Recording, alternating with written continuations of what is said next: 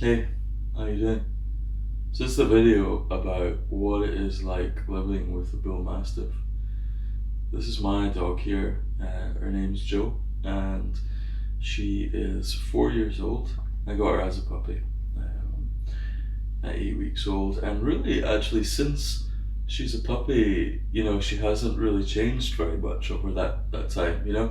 When she was 8 weeks old, she came home and she was really she just fell asleep, and she's really just been like that ever since, just so calm and gentle, and very, I suppose, I mean, laziness is a big characteristic of the kind of bull breeds. They can be quite difficult to tempt to, maybe um, maybe come out, or something, that they do have some kind of negative characteristics with sort of food and stubbornness and laziness. But if you can work around those things, if you're willing to have room for a dog that's maybe a bit, stubborn, then the Bull Mastiff really is just a great dog to have, especially in a family home.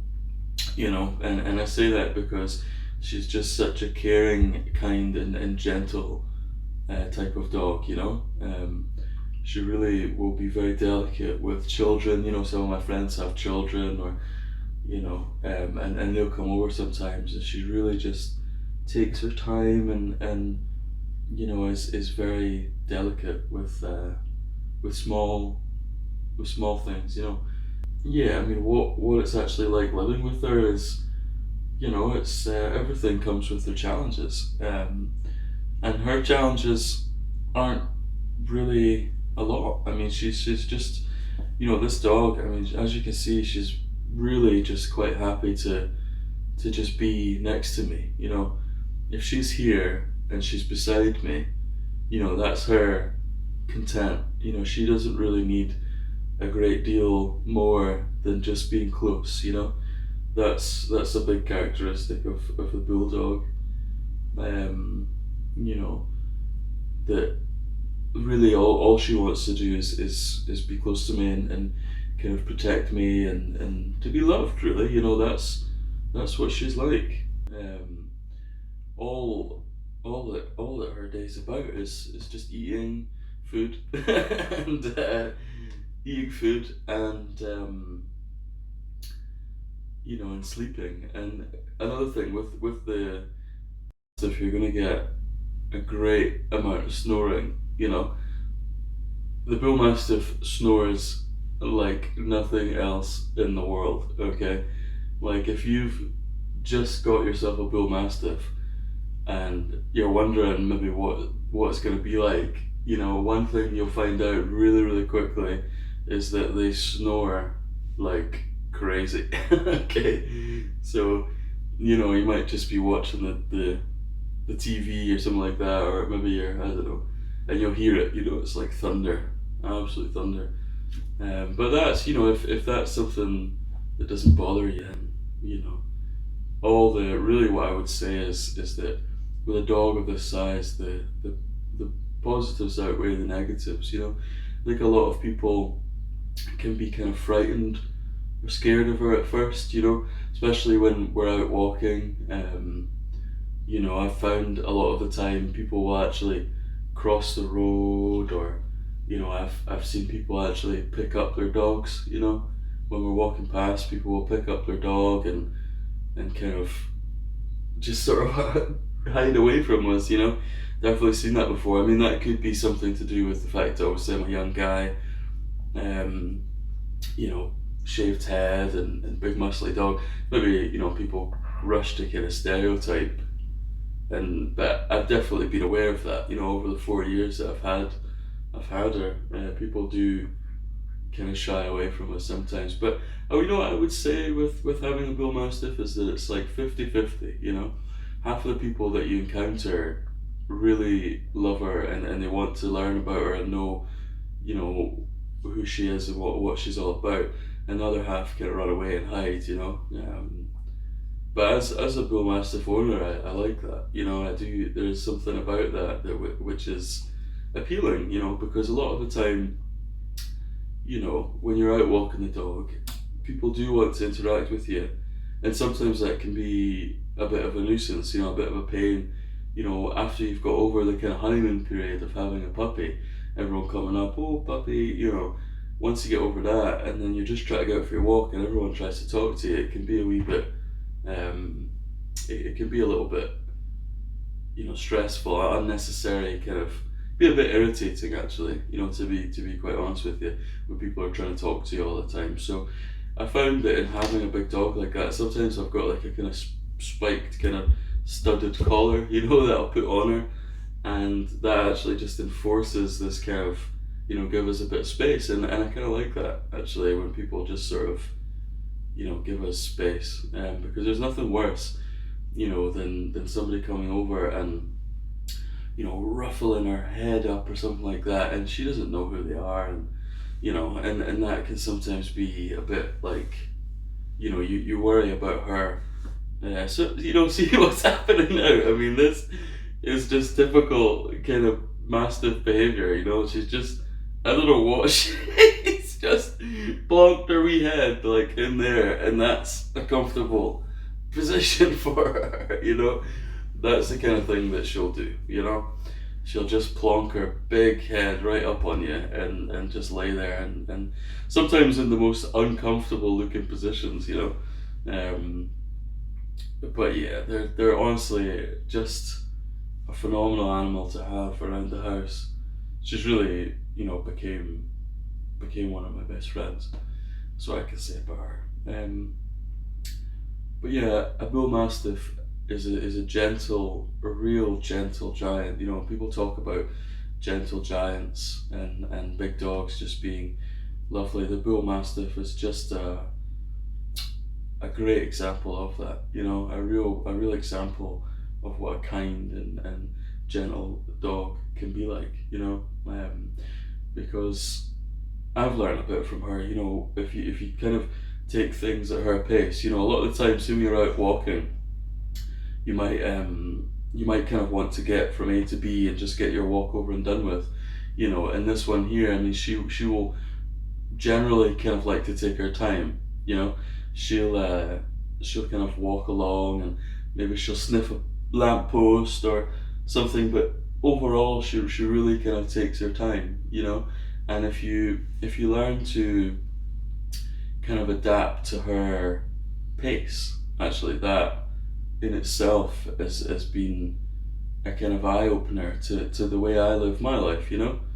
I've tried to kind of adapt myself to living in somewhat of a, you know, the way that she likes to be, especially of course when we're outside. You know, I find that if I walk with her and slow myself down a little bit, there's more time for you to really kind of take in the world around you, you know, or just breathe for a minute, or just kind of be there. You know, she's a real kind of ambassador for that way of living, you know, something a wee bit kind of maybe like a Buddha or something. You know, that's sort of what she's like. And although she's a young dog, I mean, she's 4 now, so she's maybe in the middle. You know, their life expectancy, from what I believe is something. I think the life expectancy of a bull mastiff is maybe 8 to 10 years. I think so. She's maybe middle of the road actually. You know, if she lives a long life, I'm hoping that we get more time than that, because, you know, of course she's my best friend. You know,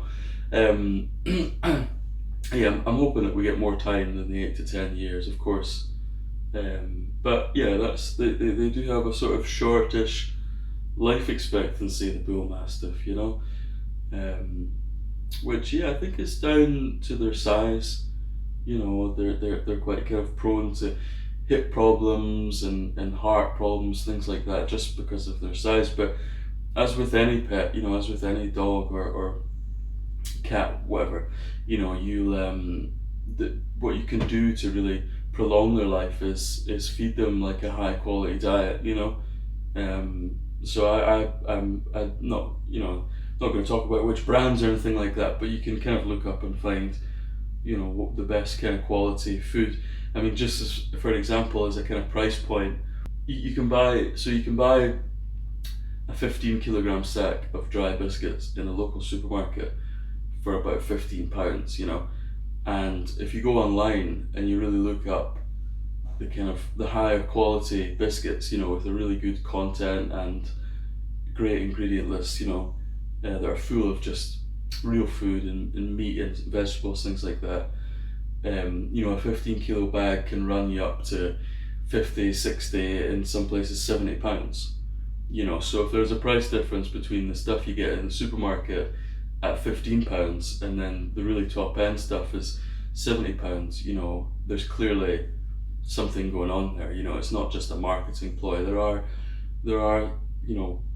really high quality foods and there are really crap foods. So I think with a big dog which has kind of prone to getting hip dysplasia or heart problems, things like that, it's really important to feed them a high quality food. The highest kind of quality food that you can buy. I think that also, if you're looking at getting a large dog like this, don't rush into it if you're not willing to kind of fork out a decent amount of money for things like food and potentially a vet bill or these sorts of things. That's the other thing to be aware of, that a big dog like this, although it can do fine in a family home with a low income, it can definitely do fine. I think to kind of allow her to live her life at the optimal level, it's important to have a little bit of cash set aside, just for an accident. If she because she can be quite a big and kind of cumbersome dog. Sometimes, recently she ran through a bush and she poked her eye, and her eye was kind of scarred, and we had to take her to the vet, of course, and the vet bill for that was, I think it was £300 or £400 to have that treated and fixed and looked at, so because she's kind of clumsy, prone to the kind of health conditions and stuff, I think that, if you are considering getting a Bullmastiff, it's important to remember, have a bit of money set aside for things that can potentially go wrong. It's just something that you need to consider, I suppose, is that they can cost. I suppose it's the same with any dog really, but the Bullmastiff is kind of a bit busy, bigger and clumsy and things like that. So yeah, but besides her kind of personality and the fact that she snores, her snoring is just something out of this world. The snoring is massive. So yeah, that's the kind of negative sides of it. The health implications of being a big dog, a clumsy dog, and the snoring. And so there's those two things. Really, other than that, having a Bullmastiff is just a breeze. A lot of people, when I first got my Bullmastiff, a lot of people came to me and were like, when she was a puppy, and they would say things to me like, oh, you need to make sure you tell her who's boss and things like that. Oh, you need to make sure she knows who's boss. And really, that, just what a crock of shit that is. What a load of shit that was.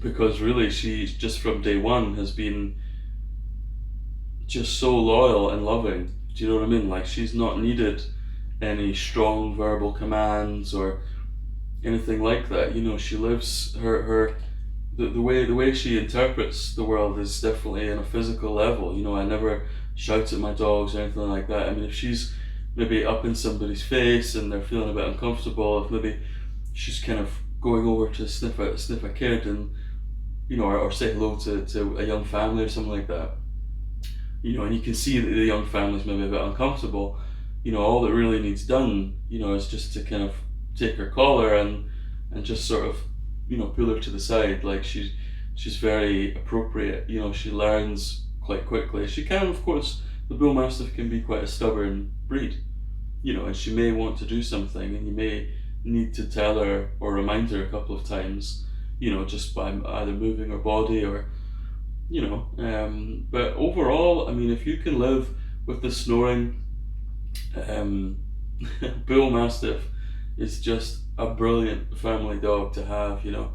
As you can see, I mean, we've been talking here now for quite some time, and she's really just happy to just be beside me. You know, she doesn't need much more. I mean, walking a big dog like this, you know, she is up in the kind of mid 50s to 60 kilo range, so you know, she can be quite a handful to walk, I would say, but she is also mindful that she's on a lead. She's a very aware dog, you know. She knows that she's tied to me, and there has been occasions where maybe she's tried to kind of maybe get at a cat, or you know, maybe she's taken a liking to a dog in front of us, and she will pull a little hard, you know, but she'll kind of stop herself from pulling at her kind of maximum amount, because she's aware that she's connected to me. She's on a lead with me. Do you know what I mean? And she's aware of that. Like, I know for a fact that she could literally drag me across the street if she wanted to. She is really quite a powerful dog. You know, huge, muscular dog. But she's aware that she's connected to me with a leash. So I would say for sure, you know, this dog can be walked by, you know, by absolutely anyone, really. You know, all you need is a steady hand and to have a good kind of relationship with the animal. You know, and if you're getting a Bullmastiff from a puppy, then that relationship is created really quickly. You know, that kind of respect for each other and things like that. You know, the the bond that you'll make with a Bullmastiff is kind of unparalleled to other dogs that I've had in the past. You know, like this dog, the Bullmastiff will really love you to the death. You know, she will defend you if it costs her life. You know, that's really how loyal this type of dog will be. You know, and that's not to say that, you know, if you're looking for some kind of protection or guard dog, then you know, think about the Bullmastiff. I'm not interested in protection or guarding. You know, as far as I'm concerned, you know, I can protect and look after myself. I've never been concerned about that. The real reason that I chose to get a Bullmastiff was just her presence. You know, like I'd encountered out in the past a few of the really larger breed dogs, and just the way that they were was what kind of attracted me towards buying a Bullmastiff. You know, just the stance that they have, the kind of calmness that they give off. You know, and really she's just like a ginormous teddy bear. You know, so that's the reason that I chose the Bullmastiff. Just a beautiful dog. So yeah, thanks for watching, and I hope you've enjoyed watching me talk about my dog here, and I hope that if you're thinking about getting one, a Bullmastiff, then some of the information that I've given you today has helped you make a better decision.